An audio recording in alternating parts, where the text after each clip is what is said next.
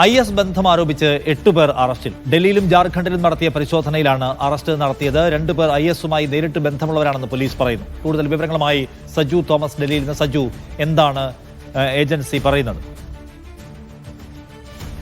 നിഷാദ്, ഡൽഹിയിലും റാഞ്ചിയിലും നടത്തിയ പരിശോധനയിലാണ് ഇപ്പോൾ 8 പേർ അറസ്റ്റിലായിരിക്കുന്നത്. ഇവർക്ക് IS-ഉമായിട്ട് നേരിട്ട് ബന്ധമുണ്ടെന്നാണ് ഇപ്പോൾ ഡൽഹി പോലീസ് പറയുന്നത്. ഡൽഹി പോലീസ് സ്പെഷ്യൽ സെല്ലിന്റെ അതോടൊപ്പം തന്നെ ജാർഖണ്ഡ് ആന്റി ടെറർ സ്ക്വാഡിന്റെ നേതൃത്വത്തിൽ നടത്തിയ പരിശോധനയിലാണ് 8 പേരെ ഇപ്പോൾ ഡൽഹി പോലീസ് കസ്റ്റഡിയിലെടുത്തിരിക്കുന്നത്. 2 പേർക്ക് നേരിട്ട് IS-ഉമായിട്ട് ബന്ധമുണ്ട്. അതിൽ ഒരാൾ മുംബൈ സ്വദേശിയാണ്, അഫ്താബ് എന്നാണ് ഇയാളുടെ പേര്. ഇയാൾക്ക് നിരവധി സ്ഫോടന പരമ്പരകൾ ബന്ധമുണ്ടെന്നുള്ള ഒരു വിവരത്തിന്റെ അടിസ്ഥാനത്തിലാണ് ഇപ്പോൾ പോലീസ് ഇയാളെ അറസ്റ്റ് ചെയ്തിരിക്കുന്നത്. മറ്റൊരാൾ ആഷിറാണ്. ഇവർ 2 പേർക്കും നേരിട്ട് IS-ഉമായിട്ട് ബന്ധമുണ്ടെന്നാണ് ഇപ്പോൾ പോലീസ് പറയുന്നത്. അതായത് രാജ്യത്തിന്റെ വിവിധ ഭാഗങ്ങൾ, പ്രത്യേകിച്ച് 12 ഇടങ്ങളിൽ ഇപ്പോഴും പരിശോധന തുറന്നുകൊണ്ടിരിക്കുകയാണ്.